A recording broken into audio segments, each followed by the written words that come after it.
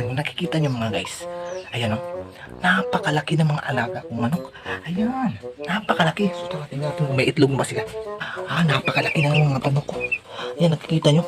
Wala yan. Kakaitlog lang yan. At may nangingitlog pa dun, no? Ayan. Uy, napakagaling. Kita nyo, may 3 itlog na yung isa, oh. Wow! Tulong naman si guys. Kukunin natin kami. Wala tayong pag-ulam ngayon, eh. Ayan, oh. Tignan nyo guys, tignan nyo. Ayan, napakagaling. Wow! Kitang-kita niyan. Dalawa. May 2 siyang itlog. Tapos, 3 pa pala. Ito pa, oh. Uy, si 3 itlog na guys. Isang manok pa lang yan, ha. Hindi pa nangingitlog tong 5. Ayan, oh.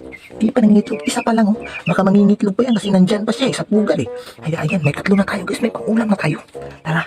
So, ayun na mga guys. Naka-3 itlog na tayo sa isang manok pa lang. May 5 pang darating. Kaya, aantayin natin. Babalikan natin yan sa mga susunod na video.